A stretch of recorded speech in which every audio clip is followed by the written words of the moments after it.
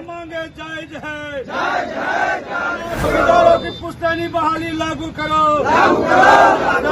यह हमारी पुश्तैनी बहाली बरकरार रखने के मुख्यमंत्री नीतीश कुमार के आश्वासन के साथ समाप्त होगी कि आज देश में जितने भी पद हैं सृजित हैं वो आजादी के बाद सृजित हुए हैं। इसलिए चौकीदारों की बहाली परंपरा है और जहां भी परंपरा और कानून का टकराव होता है तो न्यायपालिका को परंपरा का सम्मान करना पड़ेगा। नीतीश जी को अगर देश का चौकीदार बनना है तो उनको बिहार के चौकीदारों का आशीर्वाद लेना है। सरकार अगर नहीं मानेगी तो चक्का जाम होगा, क्योंकि हम लोग की जो समस्या है उसका समाधान नीतीश कुमार ही करें। तो हमारा यही है कि जो कानून बना है तो समानता का कानून है ना, कि सबको समान अधिकार मिलेगा। सरकार अध्यादेश ला करके दफदार चौकीदार के आश्रित के बहाली का प्रावधान कर दे। नमस्कार, मैं प्रिंस कुशवाहा, बिहार टॉक देख रहे हैं। देखिए, बिहार में जो इसके भरोसे सुरक्षा व्यवस्था रखी जाती है, गांव का से लेकर शहर तक जो चौकीदारी करते हैं, जो देखरेख करते हैं, सभी चीज़ में निगरानी करते हैं, आज वो पटना में आज वो आमरण अनशन पर बैठे हैं, लेकिन उनकी सूद लेने वाला अभी तक कोई नहीं आया है। आप देख सकते हैं तमाम जो लोग हैं यहाँ पे, चौकीदार हैं, यहाँ पे आमरण अनशन पर बैठे हैं। क्या कुछ मांगे इनसे हम बात करेंगे, लेकिन ये बता दें कि पहले ये निर्जल ये अनशन में बैठे हुए हैं। क्या कुछ मांगे हैं हम बात करते हैं। क्या कुछ मांगे हैं? आपका सूद लेने के लिए कोई आया है? पहले तो परसों रोज आया था, लेकिन वो लोग कह रहा था कि विभाग के लोगों से बात करा देंगे। हम लोग एग्री नहीं हुए, क्योंकि हम लोग की जो समस्या है उसका समाधान नीतीश कुमार ही करेंगे। तो हमारा है कि हम लोग की जो वार्ता हो नीतीश कुमार से ही हो, और हमारा कोई लंबा मांग नहीं है। मांग ये है कि सरकार ने ही, क्योंकि हमारे परिजनों का पुष्ट दर पुष्ट शोषण हुआ है। हम लोग गरीब परिवार के हैं, SC ST। अरे वो आप नहीं जानते हैं कि ये पहले का जमाना है कि हमारे परिजनों को, पहले का दरोगा होता था, 4 गो चौकीदार से रात भर मच्छरदानी बांधता नहीं था, खड़ा होकर के चौकीदार से रखता था कि रात भर खड़ा रह करके ये हाँ शोषण, लकड़ी फाड़ना, गाय खिलाना, ये जितना ये था वो सब हमारे परिजनों से होता था। तो सर जब सरकारीकरण हुआ तो सरकार ने ये माना कि आप लोग गरीब परिवार के हैं, इसमें SC की संख्या अधिक है, से अपवाद स्वरूप आपके आश्रित की बहाली का हम प्रावधान करेंगे, और सरकार किया भी। लेकिन प्रावधान में पहले कुछ लोग छूट गए हैं और अभी कुछ लोग बाकी हैं, कुछ लोगों को मिल गया है। तो हमारा यही है कि जो कानून बना है तो समानता का कानून है ना, कि सबको समान अधिकार मिलेगा। तो जो हमारे छूटे हैं साथी, उसके लिए आप कानून बना दीजिए, उनका भी बाल बच्चा का हो जाए। इसके अलावा हम लोग को कोई ये कैसा कानून चाह रहे हैं?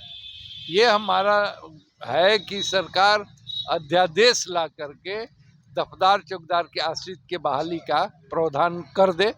उसमें था कि अपवाद स्वरूप एक बार आपके आश्रित के बहाल करेंगे। उसी तरह से, चूँकि अब इसमें कोर्ट का मामला हो गया, कोर्ट खत्म कर दिया है, तो अध्यादेश ला करके विधानसभा से पास कराए। क्या लग रहा है, आप इतने दिन से आमरण अनशन पर बैठे हैं, कोई सरकार में मंत्री या कोई प्रशासनिक उच्च अधिकारी कोई मिलने आए हैं? प्रशासनिक पदाधिकारी तो अभी नहीं आए हैं। जो मजिस्ट्रेट हैं ये लोग कह रहा था कि बात करा देंगे, लेकिन हम लोग एग्री नहीं। क्या चाहते हैं? हम लोग चाहते हैं कि मुख्यमंत्री से हमारी बात हुई और हमारी समस्याओं का समाधान। देखिए, और लोग हैं यहाँ पे, हम बात करेंगे कि क्या कुछ उनकी मांगे हैं, क्या समस्या होती है, क्या कुछ मांगे हैं। वही मांग रहा है जो हमारा नेताजी बोला। नेताजी जो बोले हैं, क्या समस्या होता है? वही समस्या है, हम लोगों को बहाली कर दे, बस हम लोग पीछा छोड़ दे। अभी कितना मिलता है? कौन सी कितना मिल रहा है? अभी जो बहाली होगा और अभी है, इसमें क्या समस्या है? समस्या है कि रद्द कर दिया है, इससे ना रद्द कर दिया है। वही मांग कर रहे हैं हम लोग कि रद्द जो है उसको सम्मिलित किया जाए, सम्मिलित फिर से किया जाए। क्या कुछ मांगे हैं? हाँ, वही मांग रहे हैं, बहाली का। बहाली किया जाए जी। क्या कुछ कहिएगा? हम लोग को जो नेताजी बोले वही हम लोग मांग कर रहे हैं। मांग कर रहे हैं। क्या लग रहा है, सरकार आप लोग की मांग सुनेगी? एकदम सुनेगी। और उसमें अगर नहीं सुनी तो नहीं सुनी तो वैसे जैसे धरना पर बैठे हैं वैसे बैठले रहेंगे हम कब लोग, तक बैठिएगा? जब तक नहीं अथी करेंगे। जब तक सरकार नहीं सुनेगी तब तक। हम्म, नीतीश कुमार से ही मिलिएगा। हाँ? हाँ। सब कोई बोल रहे हैं कि अनिश्चित काल हड़ताल पर रहेंगे, क्या लग रहा है सरकार आपका बात सुनेगी? नहीं सुनेगी तो हम लोग तो आमरण अनशन पर है, या तो प्रकृति हमको उठा ले चाहे हमारी समस्याओं का समाधान हो। ये तो अंतिम लड़ाई है, आमरण अनशन, और उसमें हम लोग हैं।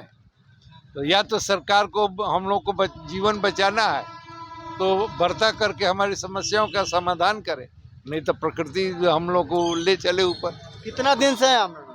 4 दिन है, अभी मेरा चौथा दिन है। चौथा दिन है। हाँ। फिर भी कोई नहीं आया अभी तक? नहीं, अभी तो बोले ना कि 2 रोज पहले मजिस्ट्रेट लोग आया था, लेकिन वो जो जिससे बर्ता कराना चाहता था उससे हम लोग बर्ता करना नहीं चाहते। क्या कुछ मांगे हैं? चौकीदार अपनी सदियों पुरानी परंपरागत पुश्तैनी बहाली को बरकरार रखने के लिए पिछले 4 दिनों से आमरण अनशन पर बैठे हुए हैं और बदस्तूर बैठे हुए हैं। यह आमरण अनशन या तो हम चौकीदारों की शहादत के साथ या हमारी पुश्तैनी बहाली बरकरार रखने के मुख्यमंत्री नीतीश कुमार के आश्वासन के साथ समाप्त होगी।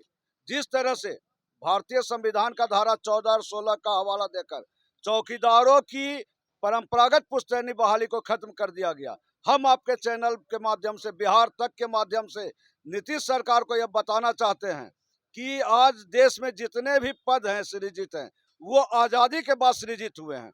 आज़ादी के बाद सृजित पदों पर आज़ादी के बाद बने भारतीय संविधान की धारा 14 और 16 लागू होगी।